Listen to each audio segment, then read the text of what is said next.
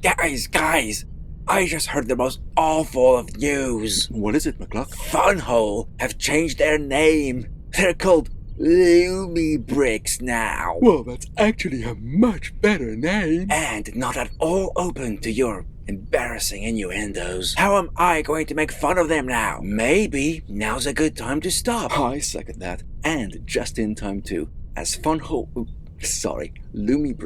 have released their latest steampunk model, the Watchtower. Thank you, Lumibricks, for sending this set for us to review. Hold on.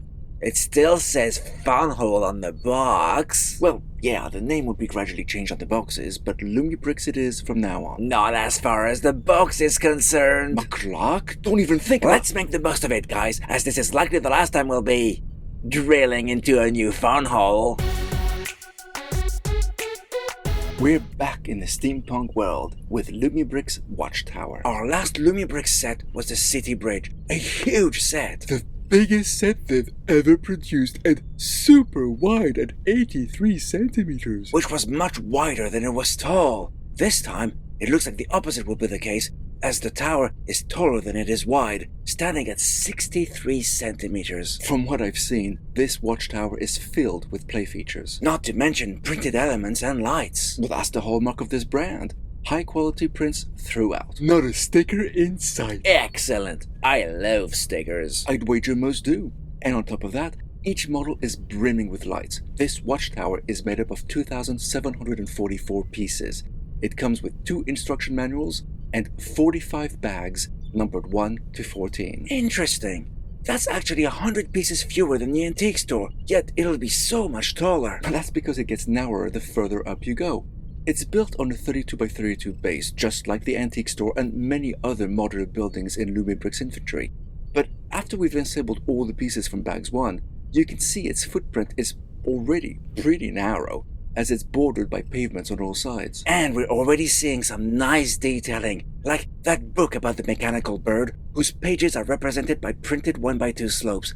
It really works well to give the impression that this tome is packed with hundreds of pages and can barely remain open. Yeah, it's so much nicer than when they printed the image of a book on a 2x2 tile for the flying club and called it a day. That was probably the worst aspect of that set. And then there's a desk, complete with a handwritten note on the side and a letter sticking out of the typewriter. Hold on a sec, look at that letter. If it's coming out of a typewriter, why does it appear to be handwritten? Bit of a weird one, I'd grant you. Maybe the typeset is made to replicate handwriting. Well, it is steampunk, so anything's possible. Okay, I'll go with that. The walls are starting to be erected with bags 2, creating a big furnace at the center and separating the ground floor into 2 rooms. Oh, I love those gold pieces by the front entrance. There's gonna be a lot of those throughout, GG. That's one of the highlights of this set. And the main entrance has some intricately printed double doors. There's also the beginnings of a mechanical device on the outside, and the inside looks to be some kind of museum room, with that vintage telescope on display and a door saying no admittance leading to the control room, and in there's also the beginning of another mechanical contraption. Everything is getting sealed off with bags 3, except for a metal-like contraption that's sticking out of the outside wall, a bit like that giant device for the flying club. That flying club device involved breaking the upper wall to make it fit. This one here is much more subtle. Plus, there's a light in it, so it'll be interesting to see what it looks like when it's turned on. Now, the walls might be up, but Lumibricks have designed the building to be openable in various ways. For instance, you can open this wall here to have access to the museum room. Oh, there's a new print on the wall! And round the side, you can open the entire wall to access the control room. Ah, I see you're already there, hard at work. Well, somebody had to. Now, you can see that the cogs are amassing around the furnace, and there's a painting of the airship next to what is likely a mechanical cuckoo clock. Now, bags 4 complete the ground level. Hey, I'm noticing tiles all around the top. Does that mean this building is designed to have its floors removed? I thought they were slowly moving away from that concept. Oh, that concept is great, with special electric connection pieces on each level to let the power flow when you reconnect the upper level. The only problem is, those pieces' clutch power is just too strong, and they all too often stay attached to each other, meaning that you have to struggle with the wire with one hand while you're holding the top floor with the other. It's just not ideal. And we saw this being restricted with sets like the Cyberpunk apartment and the Flying Club. But they're reverting back to being able to separate the floors now? I think they need to work on those pieces more. It's a great idea in theory, but it fails too often in practice. We'll just have to see how well it works here. Now, there's a couple of areas I'd like to focus on. For one, there's a print in the far back of the museum room giving information about that small telescope, truly reinforcing that museum feel. The front has more ornate gold decorations and a print over the door. In the shadow of the tower, all is seen. Sounds kinda ominous. Like it's more about monitoring the population than exploring the stars. Big Brother is watching you. And round the side, next to the watchtower plaque, that contraption is done. Turn the handle clockwise to raise the platform. It's a lift to take you to the second level. Very cool. Although, it's a heck of a steep climb for a minifig to get onto that platform for the ground floor. They're a hardy bunch. With Bags 5, the floor for the second level is placed. Most of the pieces were used to create that floor, and there isn't much else to report. Actually, we can now see if the raised platform is level with that second floor. Oh, sure thing. As you can see, it's perfectly flush. Cool. And what about the electric connection? Good point, McClock. Let's remove the floor to see, and... oh, they separate nicely. Could be beginner's luck. Okay, let's give it another go. No issues again.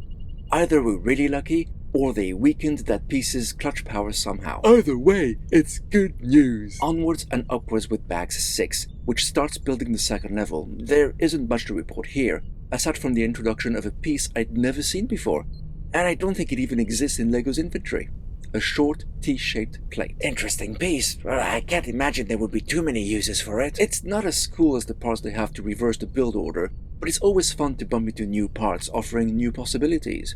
Now, regarding what we've built, there's a lever on this side, which I'm not going to turn just yet. Why not? Look over here. It's connected to this very long chain, which will be attached somewhere up above, except up above doesn't exist just yet. Also, if you look here, there's a tiny 1x1 slope piece with a print on it, which represents the mechanism minifigs use to operate the lift. But it's so tucked away, you'll likely hardly ever see it when the tower is fully built, and yet, Lumibricks have made a print for it. The attention to detail is most impressive. And there's a heck of a lot of gears everywhere. Most of which have a purpose, well, unlike the Steampunk Trading Center, for instance, which makes this tower a lot of fun to build. That trading center was a steampunk disappointment. Yeah, it was. By contrast, the Flying Club proved much more interesting from a mechanical point of view. As for the city bridge, although it looks impressive, it didn't really have working mechanism, aside from the drawbridge, of course. Yeah, when that didn't fall apart. Don't remind me. But despite its mechanical flaws, the end result did look amazing, mind. Okay, back to the watchtower. I find it interesting that we've gone through half of the build already and haven't really found a problem yet. What are you talking about? The platform's too high for a minifig too easy to get onto it from the ground. I'd call that a problem. It's not a big one, though. It's not like spotting mistakes with the instructions, or having problems assembling a particular step, or color errors, all stuff we've encountered in the past to a lesser or greater extent with previous Lumibricks sets we've reviewed. But here, race platform aside, it's really been problem-free and plain sailing. So with that in mind, Bag 7 mostly dealt with adding a little gribbling and railings around the second level. Safety is important. But you wouldn't want a minifig to accidentally fall to their death. I see you've left your post, Captain. The furnace isn't operational right now, so I thought I'd check out the sights. You'll get a much better view from higher up. When they're higher up's built. Speaking of, Bags 8 get us closer to the top, as its pieces are used to start building the narrow central part of the tower. It's a bit of a weird assortment, this one, as only the back structure of that narrow tower is done, coupled with only half of that large multicolored window. That's because the second half of that large window is reserved for Bags 9, which also lay the groundwork for the large landing pad on the third level, as well as a complex lighting strip on the inside, which is designed to illuminate that multicolored window. There's also a lot of complex lights with this model, and it's a shame we can't appreciate any of them during the building process. It'll all be revealed at the end. Let's just hope there aren't any faults with any of them. Now, very early on in Bags 10, we finally get to attach that long chain to the current top of the tower, and the way it works is really clever. There's a handle on the side that activates the mechanism, and the chain goes up and down effortlessly. But it doesn't go all the way around. It stops at two specific points thanks to two special 1x4 pieces which butt against the clip on the back wall. That way, the lift can only go up and down without causing mayhem for the passengers. And with the platform installed, you can see a small step on the side for a minifig to easily step onto it. a railing for them to hold on to, and up they go. And back down again. You'd think if they could put that small step for that lift, why didn't they do something similar for the raised platform to get to the second level? Well, that's a very good point, McClock, and something that shouldn't be too tricky to modify ourselves in the future. Now, when all the pieces from Bags 10 have been used up, the tower is fully enclosed. No, that can't be good. What if the mechanism fails somehow, and you need to get in there to do basic maintenance? Don't worry about that, McClock. They've thought about that. The side wall and the one with the subtly printed windows are designed to be removed, giving easy access from two sides. I love it when a build is designed with such easy access. Moving on to Bags 11, and we're putting on the ceiling on the third level. Now, it's important to get a sense of scale, and I know we're not done yet, but I thought it would be interesting to see how it compares next to the tallest Lumibricks building we have in our possession, the antique store. Damn! It's already as tall as that one! And there's still a whole other floor to go. And don't forget the ornate roof, which will make it even taller. You can see how thin the watchtower is in comparison. No wonder the antique store is made up of more pieces, yet isn't as tall. You know what? I think the tower is better. Yes, it has fewer pieces, but it makes better use of them. We've only had internal decorations on the first level. All the other pieces have mostly been devoted to either the external look or mechanical contraptions. And speaking of contraptions, we get to build the observatory platform with Bags 12. The highlight of the show. One of them for sure. This platform stands out thanks to those beautiful stained glass windows and that detailed double door, which adorn half of that room. But that's not all, of course. That entire level was designed to rotate 360 degrees independently from the rest of the tower.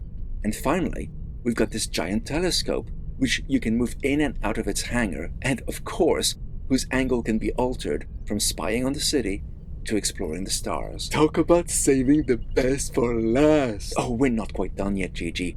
We still have that impressive roof to build, as you mentioned earlier, which is done using the pieces from Bags 13.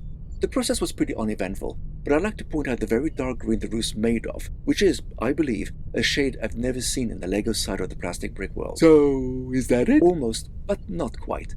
Bags 14 are there for the finishing touches, such as the statue of the founder, a flying vehicle, and what must be my favorite build of the set, a large mechanical bird perched in one corner. I like that part of it's made up of daggers. And guns were used in the creation of the flying machine. Well, hold on a second. How do minifigs get to the rotating platform? You've noticed that too, eh? Yep. After all the efforts that were made to create lifts to get to the second and third levels, there's no access to the fourth. Even though there's a balcony and a beautiful double doors and such? Oh, there's more than enough room to put figs up there, but there's no way that they can physically get to it. It's like the trading center and the city bridge all over again. Oh, couldn't they have put a ladder or something? The top level rotates 360 degrees. That likely would have been tricky. So, it looks great, but you just have to pretend figs can access the top. It's disappointing, but it's not a deal breaker. As you said, McClock, it keeps happening set after set. Maybe they have some kind of teleportation technology.